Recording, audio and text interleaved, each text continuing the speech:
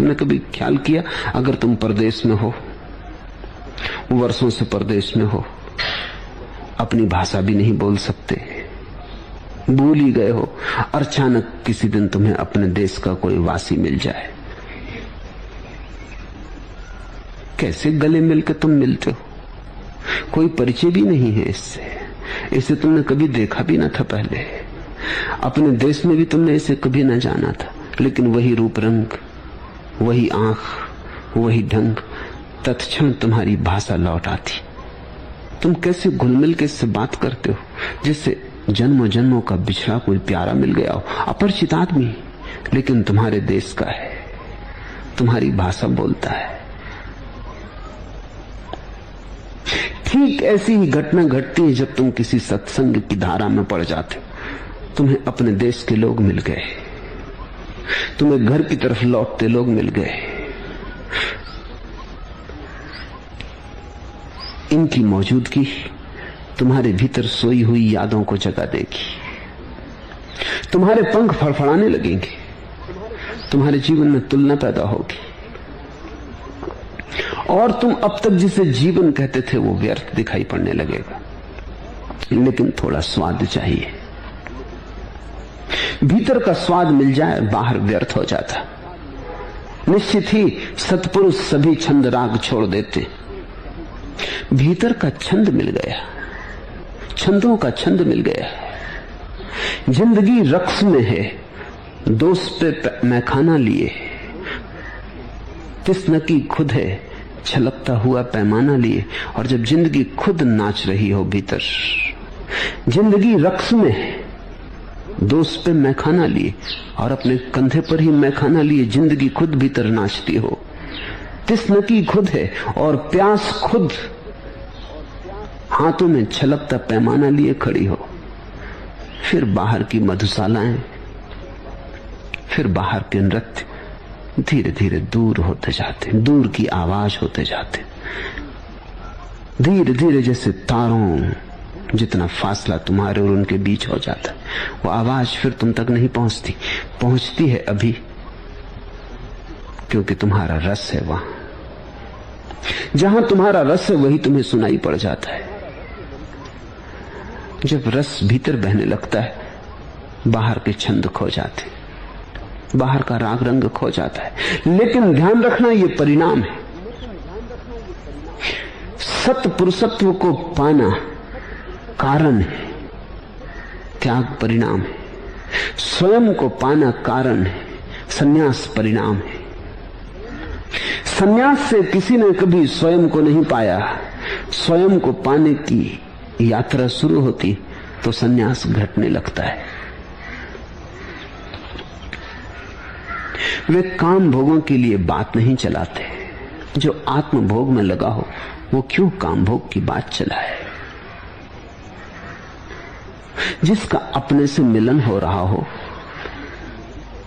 जो उस परम आनंद में डूब रहा हो, जिसके कूल किनारे खोते जा रहे हों, जिसकी सरिता सागर में गिर रही हो, अब वो क्या बातें करे किनारों की। अब बूंद क्यों चिंतित हो अपने सीमाओं के लिए। लेकिन संभल के चलना, काम भोग छोड़ने से कोई आत्मभोग को उपलब्ध नहीं होता, आत्मभोग को उपलब्ध होने से काम भोग छूट जाते हैं। इसे सदा याद रखना, क्योंकि दूसरा तर्क बड़ा सुविधापूर्ण है और तुम्हें लगता है अभी कर सकते हो। काम भोग छोड़ना है, छोड़ सकते हो, पकड़ा तुमने है, छोड़ भी सकते हो। पकड़ने से कुछ नहीं पाया, छोड़ने से भी कुछ न पाओगे। पकड़ने से दुख पाया, छोड़ने से भी दुख पाओगे, क्योंकि दुख तो उस बाहर जाती दृष्टि में ही समाया हुआ है। तो मैं यहां भोगियों को दुखी देखता हूं और त्यागी होने के लिए आतुर देखता हूं, त्यागियों को दुखी देखता हूं और भोगी होने के लिए आतुर देखता हूं।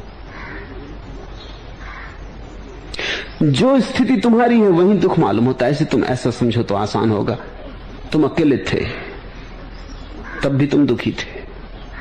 तब तुम किसी का साथ खोजते थे, विवाह कर ले, कोई संगी साथी मिल जाए। फिर विवाह कर लिया, अब तुम विवाहित हो के दुखी हो। अब तुम सोचते हो इससे तो अकेले ही होना अच्छा था। पता ही ना था कि कितना सुख था अकेले होने में। मगर तुम ये मत सोचना कि संयोग से पत्नी मर जाए तो तुम बड़े सुखी हो जाओगे। पत्नी के मरते ही तुम अचानक दूसरी पत्नी की तलाश करने लगोगे। 2-4 दिन चाहे तुम राहत ले लो, विश्राम कर लो, थक गए हो ज्यादा, लेकिन जल्दी ही तुम पाओगे कि अकेले होने में बड़ी पीड़ा है। फिर तुम 2 होना चाहते हो। तुम्हारे भीतर भी त्याग और भोग का खेल चलता रहता है। अलग अलग व्यक्ति ही त्याग और भोग का खेल करते हैं, ऐसा नहीं। तुम्हारे भीतर, प्रत्येक के भीतर त्याग और भोग का खेल साथ साथ चलता रहता है। वो एक ही सिक्के के 2 पहलू हैं। आत्म जागरण न तो त्याग है न भोग है, क्योंकि आत्म जागरण बाहर से मुक्त होने की कला है। आत्म जागरण स्वामी ठहरने की, स्वस्थ होने की कला है। सत्पुरुष बुद्ध उसी को कहते हैं जिसने अपने होने में स्थिरता पा ली, जिसकी लौ अकंप चलने लगी। सुख मिले या दुख, पंडित विकार नहीं प्रदर्शित करते।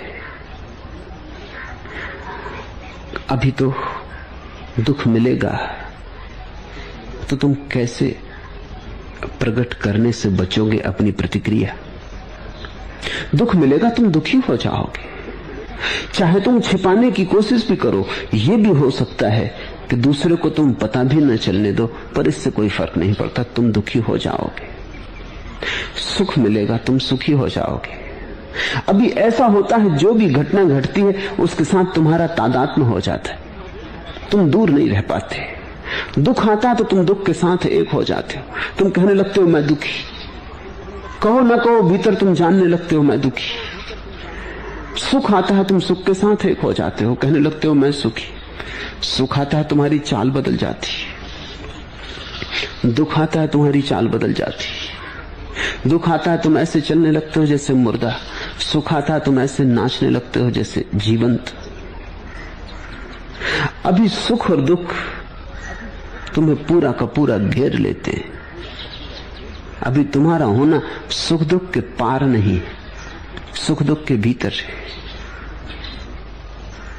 सत्पुरुष वही है जिसके पास अपना होना है, प्रामाणिक होना है। सुख होता है तो वो जानता है कि सुख आया, लेकिन मैं सुख नहीं हूं। दुख आता है तो वो जानता है दुख आया, लेकिन मैं सुख नहीं हूं। उसकी चाल में कोई भी फर्क नहीं पड़ता, उसके भीतर के छंद वैसे ही बने रहते हैं। उसके भीतर कुछ भी भेद नहीं पड़ता। वो दर्पण की भांति होता है। दर्पण के सामने कोई ना रहे तो दर्पण खाली होने में भी प्रसन्न है। दर्पण के सामने कोई सुंदर छवि आ जाए तो भी ठीक, कोई कुरूप व्यक्ति आ जाए तो भी ठीक। दर्पण इससे कुछ विचलित नहीं होता। दर्पण अपने होने में स्थिर होता है। सुबह होती है, शाम होती है, ऐसे ही दुख आते हैं, सुख आते हैं, चले जाते हैं, तुम्हारे पास से गुजरते हैं। रास्ते पर चलने वाले राहगीर हैं, तुम नहीं हो। जिसे जैसे ही इस बात का स्मरण आना शुरू हुआ कि मैं पृथक हूं सारे अनुभवों से, अनुभव मात्र मुझसे अलग है, मैं साक्षी हूं, उसके जीवन में सत्पुरुष की सीढ़ी लगी। सुख मिले या दुख, पंडित विकार नहीं प्रदर्शित करते। ये पंडित की परिभाषा हुई कि बाहर कुछ भी घट जाए, उनके भीतर आकाश वैसा का वैसा निराकार बना रहता है। कोई भेद नहीं आता। बादल आ जाएं आकाश में तो आकाश निर्विकार रहता है, बादल चले जाएं तो निर्विकार रहता है। आकाश को कुछ छूता ही नहीं, अस्पर्शित इसलिए ठीक सत्पुरुष संसार से भयभीत नहीं होगा, संसार उसे कलुषित नहीं कर सकता। वो जंगल में जाके छिप न जाना चाहेगा। अगर जंगल में पहले छिप भी गया होगा तो वापस लौट आएगा। क्या फर्क पड़ता है अब जंगल हो कि बस्ती हो, मरघट हो कि बाजार हो, कोई फर्क तो नहीं पड़ता। जिस दिन तुम ऐसे हो जाते हो कि बाहर के द्वंद्व तुम्हें भीतर खंडित नहीं करते। तुमने कभी ख्याल किया, पानी पर लकीर खींचो, खींचती है लेकिन खींचते ही मिट जाती। रेत पर लकीर खींचो, खींचती है, थोड़ी देर टिकती है, जब हवाएं आएंगी कोई मिटाएगा तब मिटेगी। पत्थर पर लकीर खींचो, टिक जाती, सदियों तक टिकी रहती।